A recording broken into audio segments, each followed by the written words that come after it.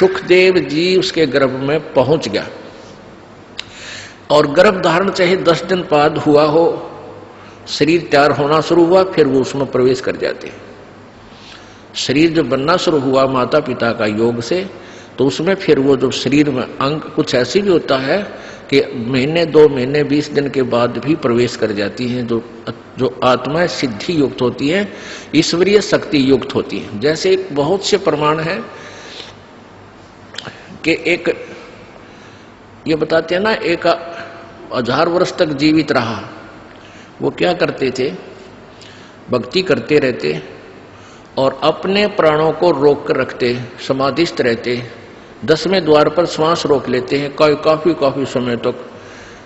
तो इस प्रकार उनकी आयु बढ़ जाती है, लेकिन शरीर की नहीं बढ़ती। वो शरीर नष्ट होता दिखा, वो छोड़ दिया। वो क्या, कई कुछ ऐसे कबीले हैं जो जल प्रवाह कर देते हैं, अपने कोई मृत्यु को प्राप्त हो जाता है बेटा या बेटी, तो वो क्या करते थे ऋषि, कोई युवा शरीर आ रहा होता है ऐसे बहता हुआ, तो उसमें प्रवेश कर जाते हैं। या जैसे कोई उठाकर ले जा रहे हैं, मृत्यु जवान लड़का मर गया, उसको स्वाह करने जा रहे हैं, और वहां जाकर के वो सिद्ध पुरुष देख लेता है, अपना शरीर छोड़कर वो घूमता रहता है। युवा लड़का देखा, उसमें प्रवेश कर गया, फिर वो कई कहते हैं भाई वो तो जीवित हो गया, तो वो वहां उठकर वापस आ जाते। कुछ एक का वैसे भी संस्कार ऐसे हो जाते हैं कि वो वैसे भी स्वयं भी जीवित हो जाते। तो ऐसे वो ऋषि लोग क्या करते थे, उस युवा शरीर में प्रवेश करके अपने फिर साधन करने के लिए निकल जाते थे। ऐसे काफी समय तक ये एक सिद्धि होती है जो दूसरे में प्रवेश कर सकता है। तो इस प्रकार ये आध्यात्मिक ज्ञान आपने समझना है। अब सुखदेव ऋषि 12 वर्ष का हो गया, मां के गर्भ 12 वर्ष तक बाहर नहीं आया। अब ब्रह्मा विष्णु महेश दोनों आए, और तीनों आए, ब्रह्मा विष्णु महेश तीनों ने आकर कहा कि व्यास की पत्नी, आपके गर्भ में एक बालक है, उसको हम 2 बात करना चाहते हैं। वो 12 वर्ष से आपके गर्भ में बाहर नहीं आ रहा। तब उसकी व्यास की पत्नी ने कहा कि मुझे तो ऐसा आभास ही नहीं हो रहा कि मेरे पेट में बालक है। तब उसने शंकर भगवान ने कहा कि मैं उस दिन आया था, ये उसी दिन के बाद कुछ दिन के उपरांत इसने तेरे पेट में शरीर धारण कर लिया है। तब उन्होंने वार्ता की सुखदेव से। ब्रह्मा विष्णु महेश ने कहा कि सुखदेव बाहर आजा महात्मा भक्त, अब 12 वर्ष तक मां बच्चों को गर्भ में रखेंगी, ये हमारी परंपरा बिगड़ रही है भाई। 9 महीने मुश्किल हो जाते एक मां ने बच्चे को पेट में रखना, और ये कि तूने तो रिवाज बदल दी हमारी, 12 वर्ष तक अगर पेट में सारे रहने लागे तो समस्या पैदा हो जाएगी, तू बाहर आ जा। अब सुखदेव ऋषि बोला कि भगवान, आप बाहर आते ही आप हमें अचेत कर देते हो, फिर हमें कुछ भी सुध नहीं रहती।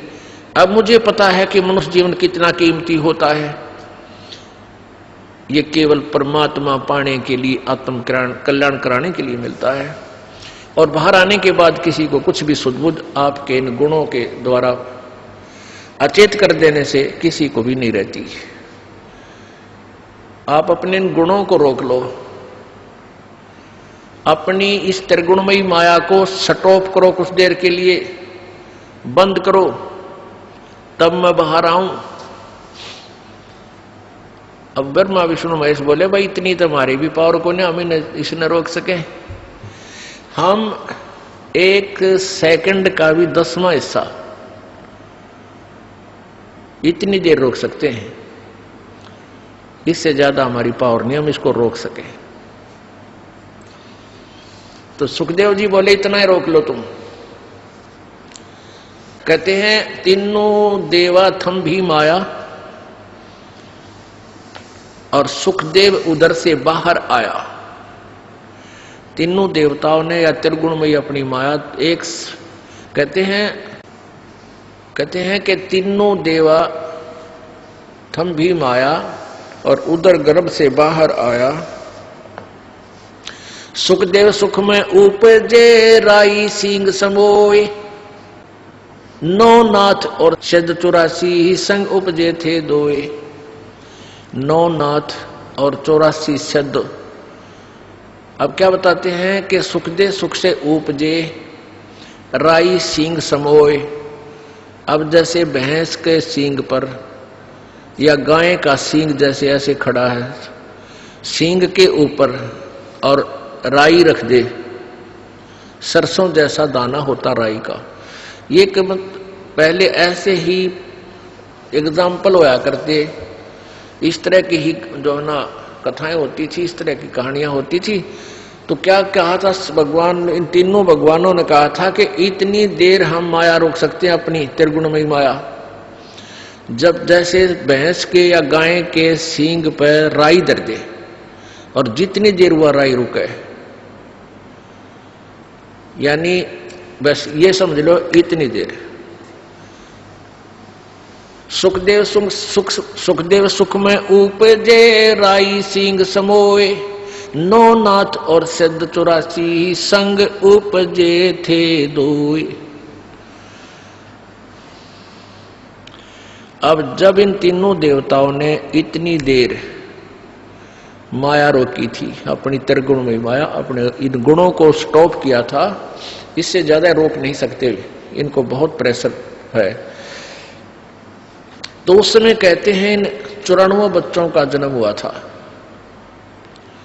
उस समय 94 बच्चे जन्मे थे। उस मुहूर्त के, उस फ्रिक्शन के, उस सेकंड में उनको भी चेतना रह गई थी मालिक के पाने की। तो उनमें से 9 तो नाथ बन गए, 84 सिद्ध कहलाए, और जो 94 माँ था यो सुखदेव।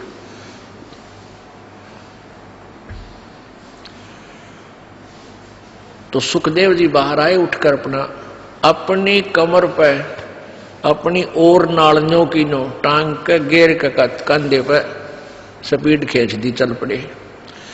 अब पुत्र के बारे में, पुत्र का मोह और पुत्र प्राप्ति बड़े सौभाग्य से मानी जाती है, जैसा कि इन लोक वेद वाले ने सबके घर ये इंजेक्शन ला रखा है और सभी पुत्र की इंतजार करते थे।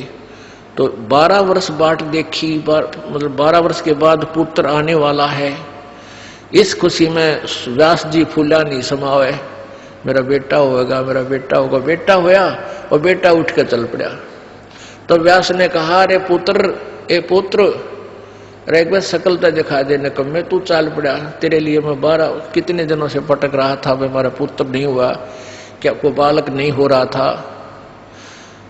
तब पीछे से ही कहता है वो सुखदेव, एक लेवा एक देवा दूतम, कोई किसे का पिता नहीं पूतम, ऋण संबंध जुड़ा एक ठाठा, अंश में सब 12 बाटा।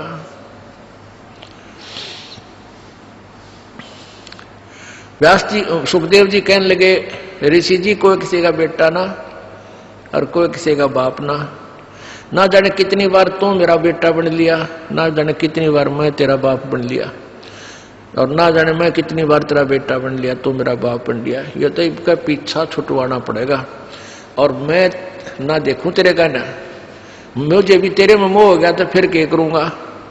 इसलिए ऐसे ही निकल गया, आकाश में उड़ गया थोड़ी दूर जाके। क्यों? व्यास पीछे पीछे चल रहा था, बेटा आजा बेटा, एक बार। अब उसने आकाश में उड़ गया। आगे जाके फिर अपनी आप और नाल काट के पत्ते पुत्ते बांध के, पहले तो बालक से 10-12 वर्ष के वही अड्डे जाया करते थे। तो उसने फिर अपनी साधना शुरू की। उस साधना से पिछले जन्म की बैटरी चार्ज से स्वर्ग में पहुंच जाता था सुखदेव ऋषि। यह स्वर्ग किसे कहते हैं? स्वर्ग एक रेस्टोरेंट होता है, और वहां पर साहूकार, सेठ व्यक्ति, पैसे वाले, धनी ही जा सकते हैं, ना रेस्टोरेंट में गरीब व्यक्ति का नहीं जा सकता। जिस तरह पूंजी को ना, जिसके पास पैसे हैं वो धनी है, वो किसी भी जाति वर्ग का है, यानी यहाँ किसी वर्ग से नहीं, धनी से मतलब है। तो जैसे यहाँ राम नाम के यानी सिद्धि भक्ति पुनों के जो धनी हैं वो स्वर्ग जाते हैं, और स्वर्ग के अंदर अपने पुनों को अक्षीण करके फिर वापस आ जाते हैं। स्वर्ग एक रेस्टोरेंट समझ लो, एक होटल समझो। जैसे गर्मियों के दिनों में यहाँ हरियाणा, राजस्थान, उत्तर प्रदेश, पंजाब, मध्य प्रदेश आदि क्षेत्रों में भयंकर गर्मी पड़ती है मई और जून में। और जिसके पास कुछ पैसे हैं, एक्स्ट्रा सेठ है, धनी है, वो 2 महीने कुल्लू और मनाली हिली स्टेशन यानी पहाड़ी क्षेत्र में चले जाते हैं। वहाँ रेस्टोरेंट यानी होटल में कमरा किराए पर लेते हैं और वहीं खाना खाते हैं। और 2 महीने 10-20 हजार रुपये जो वो लेके जाते हैं, उन 10-20 हजार रुपये को वहाँ खर्च करके और फिर वापस अपने कर्म क्षेत्र में आ जाते हैं जहाँ उनकी दुकान, बिजनेस, व्यापार है। और वहाँ 20 हजार रुपये अपने खा खर्चाए बर्बाद कराए। अब फिर नए सिरे से फिर माया जोड़ो, 20-30 हजार रुपये बच जावे तो फिर कुल्लू मनाली अगले वर्ष फिर गर्मियों में चले जाओ और फिर जेब कटवा के फिर वापस आ जाओ। तो कहने का भाव ये है कि ये स्वर्ग जो है ये एक रेस्टोरेंट है और वहाँ यहाँ के पुण्यकर्मी प्राणी ही यहाँ इकट्ठी की हुई माया, धन, पुण्य, उनके आधार से स्वर्ग जाते हैं। तो ये स्वर्ग पर जैसे प्रत्येक शहरों में रेस्टोरेंट होते हैं, होटल होते हैं, तो एक तो कॉमन स्वर्ग है जिसका राजा इंद्र है और प्रत्येक भगवान, जैसे भगवान ब्रह्मा, भगवान विष्णु, भगवान शिव जी की अलग से राजधानियां हैं, वहां पर भी एक स्वर्ग है। वो इस कॉमन स्वर्ग से भी अच्छा रेस्टोरेंट वहां अलग से है। सब जगह ऐसा उन्होंने अलग से अपना, जो इनके जैसे विष्णु जी के उपासक हैं वो विष्णु लोक में चले जाते हैं, वहां उनका रेस्टोरेंट बना रखा, खाओ खर्चो मौज, यहाँ करो मौज। और फिर ऐसे विष्णु के उपासक विष्णु लोक में चले जाते हैं उनकी राजधानी में, तो वहां भी रेस्टोरेंट यानी स्वर्ग है। जो ब्रह्मा जी के उपासक ब्रह्मा के लोक में, देवी के उपासक देवी के उस रेस्टोरेंट में, स्वर्ग में चले जाते हैं, देवी धाम पर बने हुए उस रेस्टोरेंट यानी स्वर्ग में। तो ये सुखदेव ऋषि स्वर्ग में जाता था, सहशरीर चला जाता था और वहां के व्यक्ति, वहां के जितने भी देव पुरुष थे वो उनकी बड़ा सत्कार करते थे, आदर करते थे कि भी बड़ा सिद्धि वाला व्यक्ति है। ऐसे इसे कलयुग में ना ऐसे समय में और उड़कर आ जाता है। एक दिन वो विष्णु जी के लोक में चला गया। कौन? सुखदेव। उसकी पिछले पनों की बैटरी चार्ज थी, पिछले पनों से उसके शरीर में वो सिद्धि शक्ति थी। एक सिद्धि आकाश से उड़ जाई, एक सिद्धि जल पैर न लाई, एक सिद्धि कुछ खावन पीवे, एक सिद्धि जो बहु जुग जीवे। इस तरह ये 24 सिद्धियां हैं। उनमें से एक आकाश में उड़ जाने वाली सिद्धि सुखदेव को प्राप्त हुई और हल्दी की गांठ से पंसारी बन गया, महर्षि सिद्ध बन गया। अब वो विष्णु लोक में पहुंच गया, जो कारण अला अला वो वहां पहुंच गया। अब जो ही विष्णु लोक में वो पहुंचा तो वहां स्वर्ग में पहुंचा, उस रेस्टोरेंट यानी रेस्ट हाउस में, वो वीआईपी रेस्ट हाउस।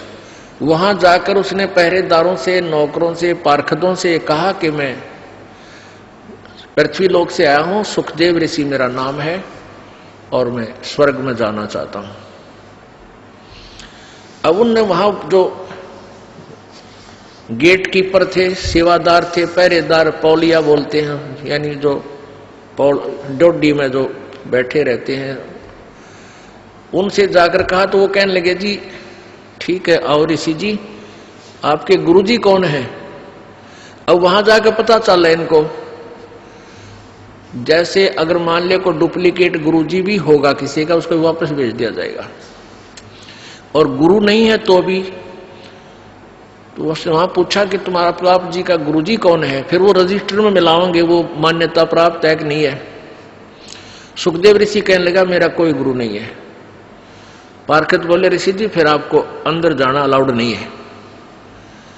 अब सुखदेव ऋषि कहने लगा क्यों भाई, ऐसी कौन सी बात है? गुरुजी बनाना क्या आवश्यक है? जब मैं बगैर गुरु बनाए ही यहाँ आ गया हूँ, गुरु बनाए हुए भी यहाँ आते हैं? तो वो बोले जी हमने तो इस बात का पता नहीं, क्यों आवश्यक है क्यों नहीं, पर आदेश भगवान विष्णु जी का है कि जिसका गुरु नहीं है वो स्वर्ग में प्रवेश नहीं कर सकता, इस रेस्ट हाउस में नहीं जा सकता।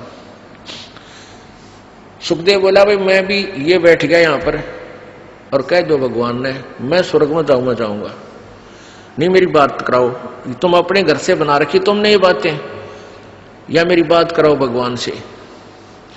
वो पर जो पहले वो नौकर थे, सेवक थे, दास थे, वो गए भगवान के पास के प्रभु एक सुखदेव नाम के ऋषि आए हैं पृथ्वी लोक से, उनका कोई गुरु नहीं है और वो अंदर जाने की जिद कर रहे हैं, हठ कर रहे हैं। हमने आपका आदेश भी सुना दिया पर वो मान नहीं रहे हैं, वहीं बैठे हैं। तो विष्णु जी ने कहा यहां लाओ बुला के। अब जो बुलाकर ले गए ऋषि जी को, अब देखो पुण्यात्मा, सुखदेव ने सोचा तो नहीं था कि भगवान मैंने शाबाशी देंगे, कि वाह बेटा वाह कमाल कर दिया ऋषि जी, तने तो बड़ी कमाई करी, बड़ा उत्तम बच्चा है तू, तो बड़ा खुश होंगे और सीने से लगाएंगे, बहुत अच्छी आत्मा है, सतगुण युक्त भगवान है। अब जब वो सामने खड़ा हुआ सुखदेव ऋषि, तो भगवान विष्णु ने कहा भी यहाँ किस लिए आया ऋषि जी, कारण बताया आने का। जब चेहरे पर वह रौनक ना देखी भगवान का, वादा फ्यूज तो उड़े हो लिया, बात तो बिगड़ गई। कहने लगा भगवान मैं रेस्ट इस स्वर्ग में एंटर करना चाहूं था, आपके पारखद ना करने देते। भगवान ने पूछा अपने नौकरों से, भाई क्यों नहीं जाने देते ऋषि जी को, क्या कारण है? पारखदों ने बताया, उन सेवादारों ने बताया कि भगवान इन गुरु को नहीं बना रखा, ये विदाउट गुरु है, निगुरे हैं ये। तो भगवान विष्णु बोला अरे सुखदेव तेरी मति मारी गई, तने कोई गुरु नहीं बना रखा? अगर नहीं भगवान, कि जाओ और गुरु धारण करो और फिर यहाँ आओ बेटा, क्यों नहीं रेस्ट तुझे स्वर्ग में रखेंगे, बगैर गुरु के यहाँ आ नहीं सकता, ये नियम है भगवान, अध्यात्म नियम है। अब सुखदेव कहता है कि भगवान उस पृथ्वी लोक पर मेरे तुलना में मेरे बराबर कोई संत ऋषि नहीं है, मैं किससे को गुरु बनाऊं? अब विष्णु जी बोले भाई यह भी तेरी कमजोरी है, यह भी कमजोरी है तेरे अंदर, यह भी एक निकम्मापन बोल रहा है जब तू अपने आप को इतना महान बना बैठा। एक बुढ़ा एक डॉक्टर के पास गया, अब अस्थि पिंजर सा रह रहा, बूढ़ा कति कमजोर, हड्डी चाम सूख गया, मांस सूख रहा। डॉक्टर से कहने लगा डॉक्टर जी मैं जब खड़ा होता हूं मुझे चक्कर आवे हैं, चक्कर से आते हैं। अब डॉक्टर ने देख लिया अस्थि पिंजर रह रहा बूढ़ा, ने बोला बाबा जी तेरा कमजोरी है, यानी शारीरिक वीकनेस है, यानी आपका शारीरिक कमजोरी है, ताकत कोई ना रही, बुढ़ापा आ गया। कहने लगा मेरी पिंडियां में दर्द हुआ है, पिंडी भड़के हैं, यानी पिंडलियों में पीड़ा रहती है। डॉक्टर बोला कमजोरी है। ने बोला कड़ दुख है डॉक्टर जी, कमर में दर्द रहता है। डॉक्टर बोला कमजोरी है। और बूढ़ा छोम आ गया, गुस्सा हो गया, बोला तू डॉक्टर है गम चक्कर, एक के बाद जाना है कमजोरी है कमजोरी है, और भी क्यों लाल हो गया। डॉक्टर बोला बाबा यह भी कमजोरी है, क्योंकि कमजोर आदमी ने गुस्सा गणा है, जिसमें शारीरिक बल नहीं होता उसमें क्रोध भी गणा हो से, तो यह भी एक कमजोरी है तेरी के लक्षण है। तो उस समय भगवान विष्णु ने कहा कि यह भी तेरी कमजोरी है सुखदेव, जो तू अपने आप को एक महान मान रहा है। अरे महान तो एक है संसार में, वो परम पिता, और दूसरा अपने आप को इतना अंडी मानना है, वो निकम्मा आदमी है, घोर निकम्मा, और निकल जाए यहां से। और कहा अब जाके राजा जनक को गुरु बना, राजा जनक से उपदेश ले, वो आज के वक्त में मेरे सत्र का और स्वर्ग सत्र का वो मान्यता प्राप्त गुरु है। अब वहां से तो मुंह लटका कर चल पड़ा, अब आ गया उस इंद्र वाले स्वर्ग में, कॉमन स्वर्ग में। अब वहां जब वो पहले आता था तो चेहरा न्यारा खिला हुआ होता था, उस दिन गया था मुंह लटका हुआ था। अब वहां बैठे देवताओं ने पूछा कि आओ महात्मा जी, महर्षि जी, आज किस टेंशन में हो आप, क्या चिंता है आपको? अब सुखदेव ऋषि कहने लगा, भाई महापुरुषों, चिंता का कमी ना रही चिंता की। तो मैं ऐसे ऐसे विष्णु जी के पास गया था भगवान के लोक में, और वहां मुझे स्वर्ग में रहने से मना कर दिया। भगवान विष्णु जी ने भी मना कर दिया। लेकिन वो देवता कहने लगे, दूसरे जो वहां स्वर्ग में के वासी थे, कहने लगे, सुखदेव सच्ची बात बता, तने के गुस्ताखी कर रखी है? भगवान विष्णु वो तो बड़े खुश होते हैं, देवताओं को सीने से लगाते हैं, ऋषियों को, भक्तों को, सबको प्यार देते हैं। तो अपनी नालायकी बता के गलती करे, गड़बड़ कहाँ है? तो भगवान ने क्यों मना किया आपको मारने से? तब सुखदेव ऋषि कहता है कि भाई मैंने गुरु ना बना रखे, मैंने गुरु धारण नहीं कर रखा। तो वहां जितने भी कागभूषण या दूसरे ऋषि थे, नारद जी या दूसरे संत देवता बैठे थे, कहने लगे, ऋषि जी तुम तो जुल्म कर दिया। ओहो, अरे हम तो आपको बुद्धिमान व्यक्ति मानने थे, शायद आपने गुरु धारण कर रखा होगा इसलिए यहाँ आते थे। आगे से यहाँ भी आपको हम अच्छी दृष्टि से नहीं देखेंगे अगर आपका गुरु नहीं होगा तो। तब वो कहने लगे, भाई आज तो चलो कोई नाम ना ले, वह पिछला पुण्य है, जब तक तो ये बैटरी चार्ज रहेगी, सुख भी रहेगा, घर में भी सुख रहेगा, सारे ठाठ नजर आएंगे। जिस दिन ये पुण्य समाप्त हो जाएंगे और फिर पाप कर्म का जब गिरडा फिरेगा, पापों का जब चक्कर चलेगा, तब भाई 84 लाख योनियों में कितने गधे बने पाओगे। जो ही उन्होंने कहा कि 84 लाख योनियों में अगर गुरु लेकर के पुनः बैटरी चार्ज नहीं की, गुरु से उपदेश नहीं लिया, गुरु नहीं बनाया, तो अगले जन्म में गधे की योनि में भी जा सकते हैं।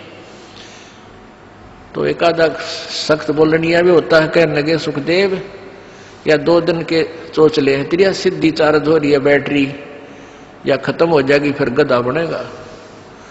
अब जो ही उन्होंने कहा कि गधा बनेगा, तो उसको अपना पिछले जन्म, पूर्व जन्म की एक कथा याद आ गई, एक जीवन याद आ गया कि उसमें वो अंधा बना हुआ था, गधा बना हुआ था और गधा भी अंधा। तब सुखदेव ऋषि ने कहा कि ओहो, आप बात तो सही कह रहे हो।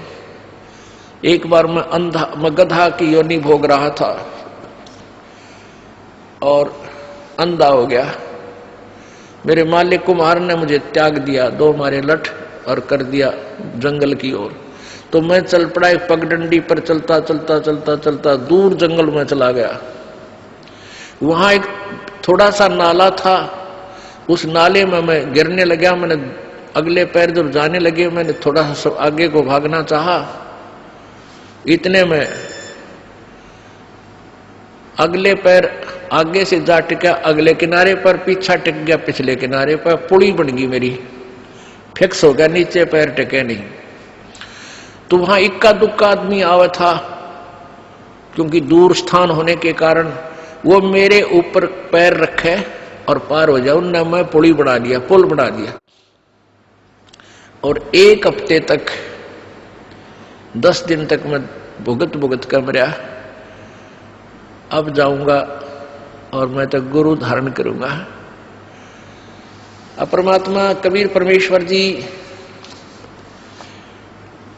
के ज्ञान से परिचित होने के बाद आदरणीय गरीबदास साहिब जी क्या कहते हैं, भाई सुखदेव ने 84 भुगती बना पजावे खरवो, तेरी क्या बुनियाद प्राणी तू पेंडा पंथ पकड़वो। सुखदेव ने 84 भुगती बना पजावे खरवो। ओह, कि सुखदेव जैसे ऋषियों ने भी 84 लाख योनियां भोगनी पड़ी। और पजावा होता है जैसे ये कुम्हार मटके बनाए हैं, पकाते हैं, फिर वो ऊंचा होता चला जाता है, तो वहां गधे के द्वारा ईंटें भी पकाते हैं, उसमें पजावे में ईंटें पकाते हैं और मटके भी पकाते हैं। तो वो उसकी राख से ऊंचा होता चला जाता है, बहुत ऊंचे, तो फिर वो ऊपर ही बनाना शुरू कर देते हैं। और नीचे से गधे के ऊपर थैला डाल के नीचे से कच्ची ईंट डाल के ऊपर ले जाते हैं। वहां जाते ही पक्की ईंट डाल देते हैं, कच्ची उतारते ही, और उनको नीचे ले आते हैं। यहां बताना चाहते हैं कि सुखदेव ने 84 लाख योनियां भोगनी पड़ी जो सत साधना नहीं कर रहे हो तुम। और बना पजावे खरवो, खर माने गधा, और तेरी क्या बुनियाद पराड़ी तू पेंडा पंथ पकड़े वो। आपकी क्या बुनियाद है, आपकी क्या औकात है, आप वो रास्ता पकड़ो। पेंडा माने रास्ता, पंथ।